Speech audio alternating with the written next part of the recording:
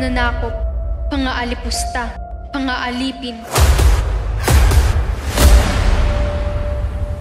Karapat-dapat nga bang maranasan ito ng sambayan ng Pilipino?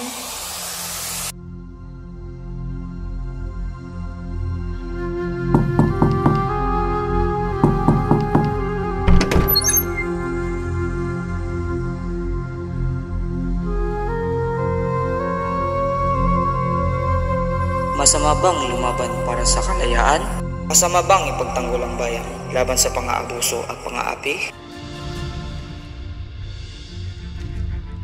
Sige, pagtawanan niyo ako ngayon. Balang araw makikita niyo ang monumento ko sa iba't ibang bahagi ng kapluang ito.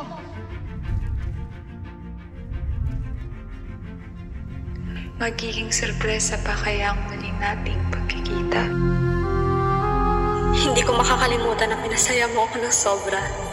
At sa lahat ng lalaki na nakarelasyon ko, ikaw lang ang lalaki na ipinagtanggol ko. Salamat sa iyong pagiging totoo, Pepe.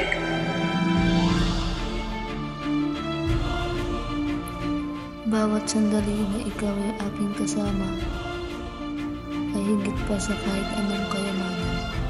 Sa iyong mga matay, nakikita ko ang salamin ng aking kaluluwa. At sa iyong mga puso, ako'y nakakakita ng tahanan na katagal ko ng hinahanap. Sana hindi ka makalimot sa iyong isinambit. Sana hindi mo makalimutan ang isang tulad ko.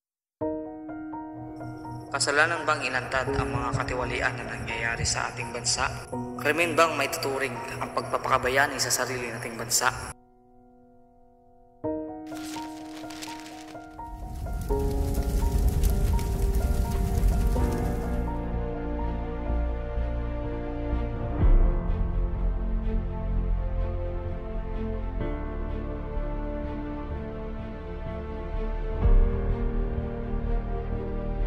As I write this letter, my heart is heavy with sadness and regret.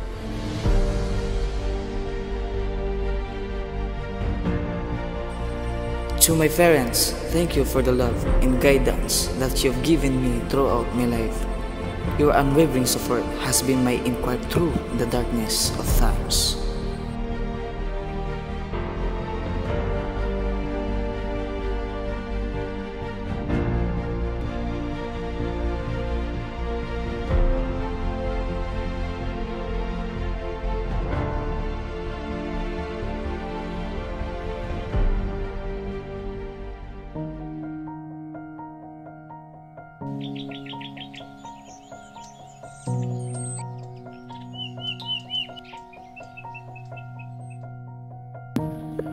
Malungkot nga siguro ang manood ng paglubog ng araw, pero di natin alam ang iyong tadhana, Birre.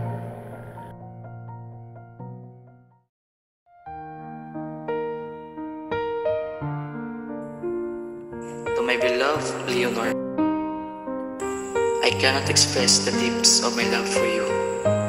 You were my light in the darkest hours, my quiet strength in all seems lost. True faith has kept us apart. Your memory remains with me always. A treasure I carry in my heart through every trial. As I face the end, I will carry our love like a whispered prayer, hoping that beyond this life, our souls will meet again, in bound and free.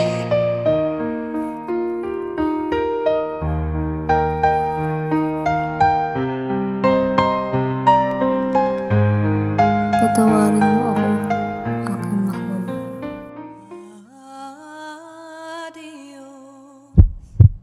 Umibig ka ng tunay. Minahal mo kami ng tunay. Mapanatag ka, anak ko. Hindi mapupunta sa wala ang iyong pagtitiis at pagmamahal sa bayang ito.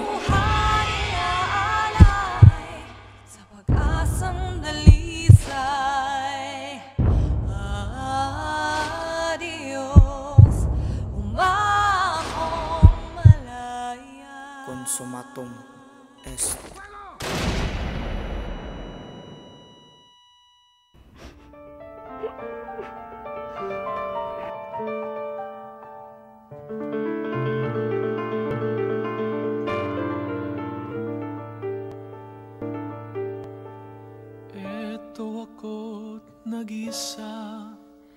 balisa walang kasama. Tulad ako ng lawin, umaawit sa kanyang sarili.